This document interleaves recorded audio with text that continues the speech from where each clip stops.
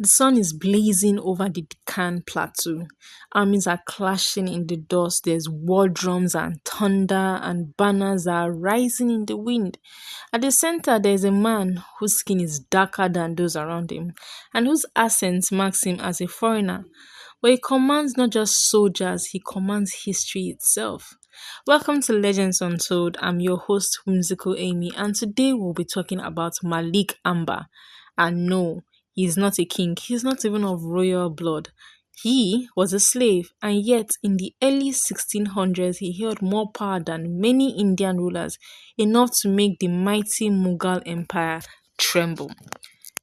Now, Malik Ambar was born around 1548 in Hara, Ethiopia, part of the Oromo people. His original name was Chapu. As a boy, he was sold into slavery and taken across the Red Sea to the Middle East. He was eventually brought to India, where African slaves called Habishis were often used as soldiers, guards, or administrators by local rulers. Now, Chapo was bought by a noble in the Amdanga Sultanate, a kingdom in the Deccan region of India.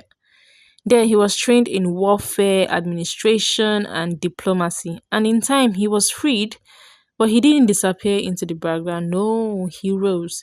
He changed his name to Malik Ambar, Malik meaning master, and Ambar perhaps from the Arabic word for ambergris, which means rare and valuable. Now, Malik was smart, brilliant actually. He mastered Indian politics, he learned Persian, he built alliances. And when the Mughal Emperor Akbar the Great began expanding into Deccan, Malik saw what others didn't. That this was not just a war of armies, it was a war of strategy. He built his own private army, loyal only to him, and he used guerrilla tactics, launching hit and run attacks that made Mughal generals furious. He rebuilt a crumbling sultanate around himself, ruling from the shadows. Though officially he was just a regent to puppet rulers, everyone knew the truth that Malik Ambar was the one who was running the show. Now, Malik didn't just fight on the battlefield, he also waged war in palaces. He arranged political marriages, replaced weak rulers with those he could control, and manipulated succession like chessboard. Some called him brilliant, others called him a tyrant. The Mughals hated him, obviously. Emperor Jahangir, son of Akbar and father of Azungab, loathed Malik Ambar so deeply, he wrote satirical poetry mocking his looks and background. One such line is like this black-faced Amber, the bone of my existence. Now, he once even commissioned a painting of himself shooting arrows into Amber's decapitated head. That is how much he hated him. But none of that even bothered Malik. He founded the city of Koki, later known as Aurangabad. He brought in Ethiopian soldiers, Persians, Marathas, uniting people from different backgrounds in a common cause: resist the Mughal conquest. Now, Malik was not universally loved, obviously. There were jealous Indian nobles who despised being outshined by a man of African origin. He faced constant plots, backstabbing, and efforts to sideline him. But what they hated most was that he was effective. He used advanced revenue systems, supported the arts, and protected Hindu peasants from overtaxation.